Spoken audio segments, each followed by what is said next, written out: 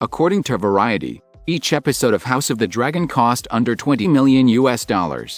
In comparison, its parent series Game of Thrones cost around $100 million per season, beginning with nearly $6 million per episode from seasons 1 to 5, around $10 million for every episode in seasons 6 and 7, and up to $15 million each episode in its 8th and final season, earning $285 million in profits per season over its 8 seasons.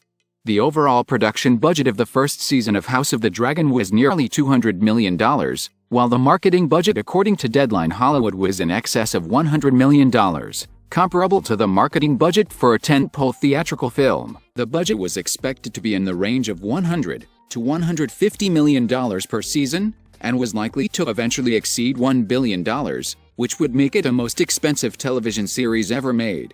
Warner Bros. Television was not involved in the project because Amazon Studios wanted to produce it themselves. Details of the memoranda were revealed in April 2021, when New Zealand's Minister of Economic Development and Tourism, Stuart Nash, revealed that Amazon was spending $465 million on the first season, making it eligible for $114 million in tax rebates. James Hibbert at The Hollywood Reporter noted that the $465 million amount almost certainly included additional costs to the season's production budget, including the startup costs of building sets, costumes, and props that would be used in future seasons as well.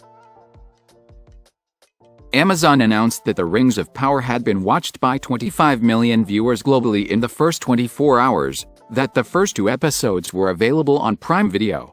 The company stated that this was the biggest premiere ever for the service.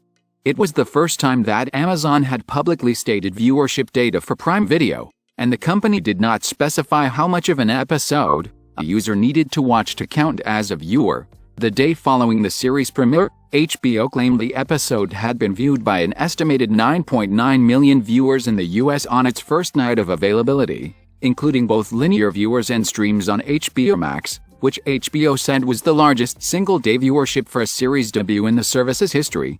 In announcing a second season renewal 4 days later, the network said the premiere episode had been watched by over 20 million linear, streaming, and on-demand viewers in the US by that point. After 1 week of availability, the viewership of the premiere rose to nearly 25 million in the US across all platforms.